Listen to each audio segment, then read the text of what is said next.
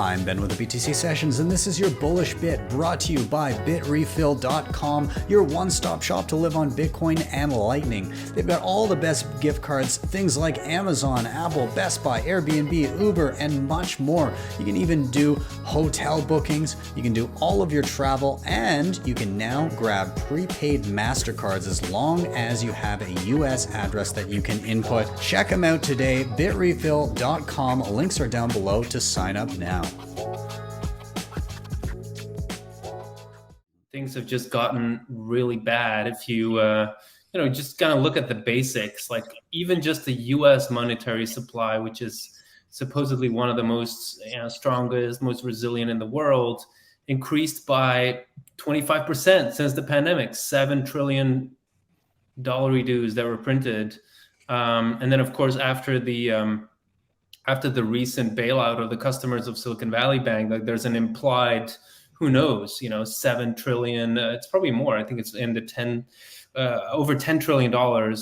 That is kind of like a symbolic bailout. Like all these small banks, people expect that those are going to be rescued too. Backstop.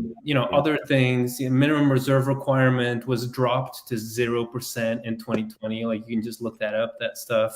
So people wonder, like, so what went wrong with Silicon Valley Bank, or what went wrong with that bank? It's kind of like, no, you don't get it. It's like, it's systemic. Like all the banks are on the verge of, are teetering, and it's just a matter of time before one of them would face a bank run.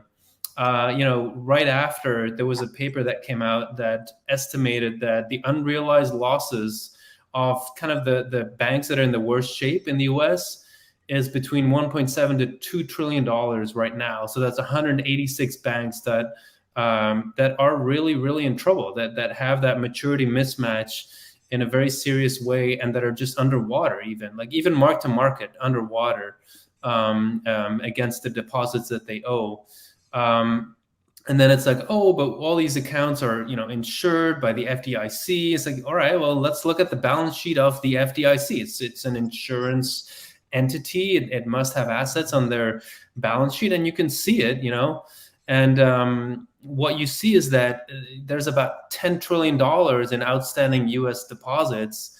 If there was a bank run, the FDIC only has enough reserves to cover 1.26% of that. So, this is just lipstick on a pig. I mean, it's just kind of for show. And so to me, that's the bullish case, is that there's trillions and trillions of dollars of assets that are under threat, that are actively in decline, and that people are going to use as a launch point to jump into Bitcoin.